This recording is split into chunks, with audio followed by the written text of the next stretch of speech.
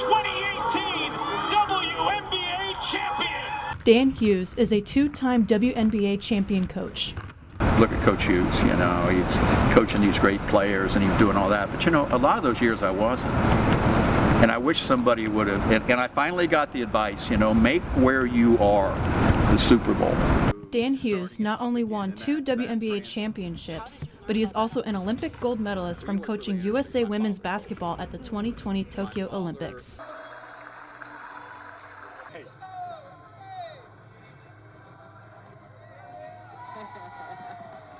But it took him a long time throughout his career to get there.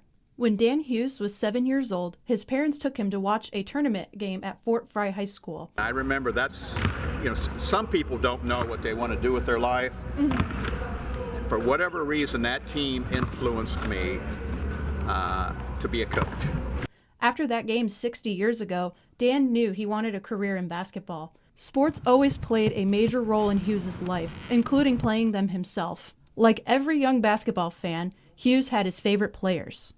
And I love Jerry West, so I followed Jerry West a lot. Right. But Hal Greer, for some reason, identified with me.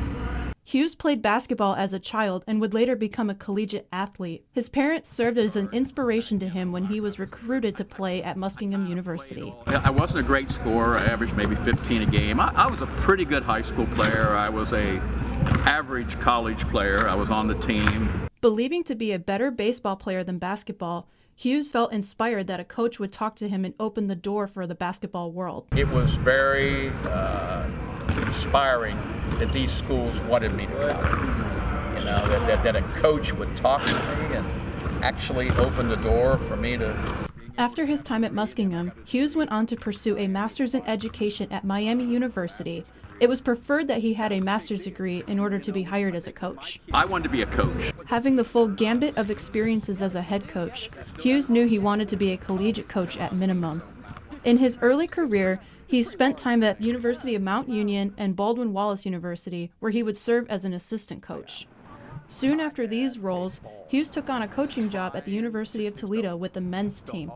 After spending time with the men's team, Hughes went on to the women's side. I was very friendly with all the women's staff, the coaches, and I used to go to watch them practice and did it. I was very, socially, we were very close with them. He coached with the Toledo women's team for 1 year, and the team won the Mid-American Conference Championship, but that would be just the beginning of the transition into the WNBA.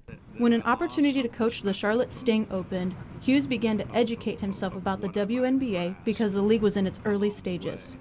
Because no, he would have never have said... Like with the women's team, you know? With women's team? Yeah. Professional? No, I'm going to be a college coach, you know, Division III college coach. Mm-hmm. Hughes actually didn't get the job the first time he interviewed for the position at Charlotte Sting, but he made his impression on the franchise. And I said to her, "You'll be sorry if you don't talk to me." Mm-hmm. Now that's a pretty bold statement for somebody who... So she did. Mm-hmm. I'm not a person that easily promotes himself. Mm-hmm. It's not been a strength necessarily of mine. As part of the learning experience, Hughes said that if he would give something to a male or female player, he wouldn't give them talent, but he would give them persistence. He said persistence is what can separate a lot of times. Fast forward, the Sting were in last place and coaching changes were made. And they asked me to become the interim head coach. And in a nutshell, that was my trial period. Mm-hmm. But what was really interesting about it, the point guard on that team was Dawn Staley. Mm-hmm. And that's a pretty good place to start. Dan Hughes was now the interim head coach of the WNBA team. Your future is going to grow or go away.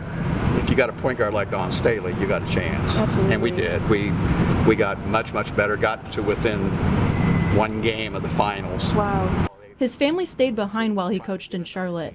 So when the opportunity to coach the Cleveland Rockers opened, Hughes took the job to be close to home. To me, that was my dream job. I mean, Ohio guy, coaching in Cleveland.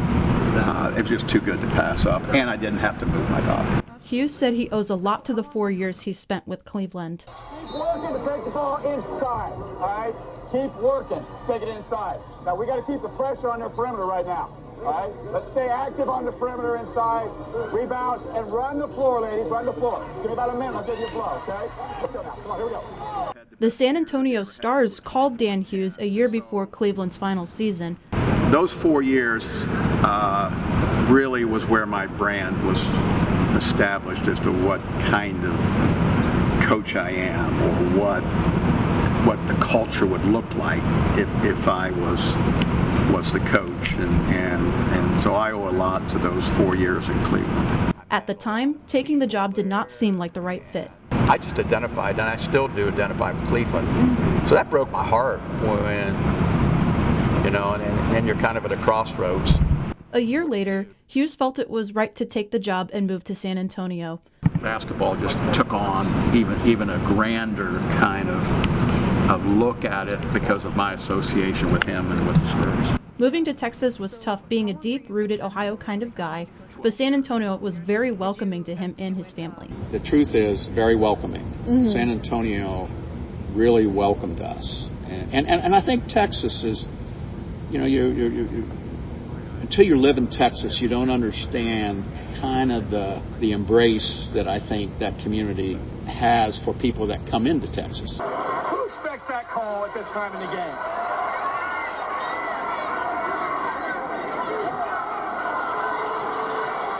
After spending 12 years with San Antonio and going to the championship once, Hughes decided it was time to pass the baton and step away from San Antonio.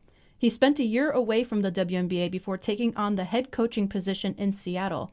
Something that drew him to Seattle were the star players on the team. That Breonna Stewart was there. I'd always dreamed of coaching Breonna Stewart. Jewel Lloyd was there. I always dreamed of coaching Jewel Lloyd. Sue Bird was there. I'd always dreamed of coaching her. A household name, Sue Bird, is one of the greatest women's basketball players of all time. Sue was brilliant and passer and great shooter, and really great shooter. The more he dove into the thought of taking on the position, he and his wife knew it was worth taking. I'm like, geez, I got it. And my wife looked at me and just said, we got to think about this. That was when Dan Hughes finally got his chance, a chance to win a championship. For 15 years to win a championship. Not just one, but two. One in 2018 and the other in 2020. 2020 WNBA champions! After asking Hughes how he felt about winning the championship the first time, he responded humbled to his family and stuck to his roots.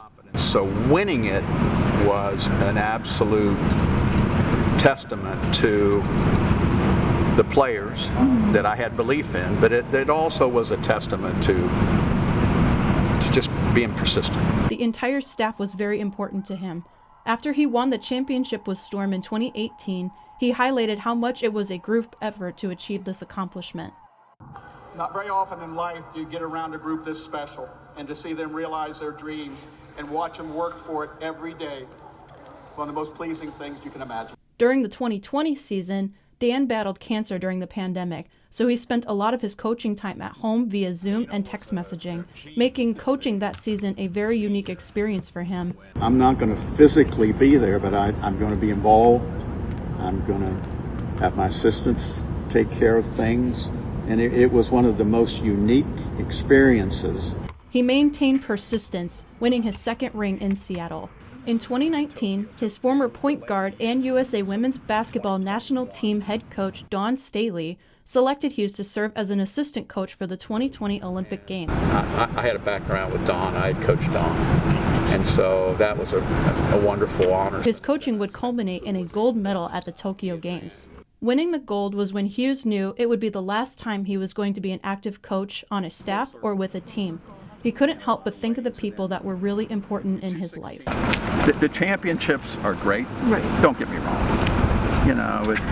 Putting the rings on,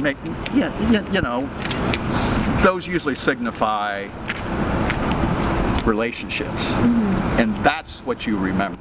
He is still active in the community and loves to be involved with basketball in any way that he can. He still follows the MAC and supports his colleagues in the league. As long as you wish. Thanks for coming over. I look forward to maybe catching you guys up in Cleveland. Yeah, that would be great. Hughes even got the chance to meet Caitlin Clark. I met Caitlin We didn't talk basketball, we talked music. He stayed in touch with former assistants and maintained connections with Ohio University great Gary Trent and his son Gary Trent Jr. And I met Gary's son. I was up in Toronto. I have an assistant who's with the Raptors. So I got to meet his son. Reflecting on his time with the WNBA, Hughes said that he has always been a Cleveland guy at heart. Recently, on February 16th, the Sports Business Journal reported that the Cleveland Rockers will most likely be returning to the city after 20 years. According to the Sports Business Journal, the WNBA applied to trademark the name Rockers as recently as 2 weeks ago, reporting Cleveland has a 90% chance of welcoming that team home again. While coaching is off the table for him, Hughes would want to support in another way. I'd be the first one to buy season tickets. Hughes' most recent achievement was his induction into the Ohio Basketball Hall of Fame in April 2024. You know, I believe in the power of thank you. I think it's an important thing and it's not done enough. And I just want to say thank you for all the people that poured into me on my basketball journey. Throughout his career, Hughes has done a great job of maintaining relationships with former players. This was most prevalent at his induction ceremony. When I got inducted, I think we had 8 of my original team, that picture that I showed you. 8 of those boys came to the induction. Reflecting on his career, Hughes said that with the life he had led, he wouldn't have been successful without the support of his wife. She was the most influential person and his greatest assistance, consistently in his life through everything. Dan Hughes, a WNBA champion, Olympic gold medalist, and a Women's Basketball World Cup winner, is a proud Southeast Ohio native and has stayed true to his motto of maintaining persistence.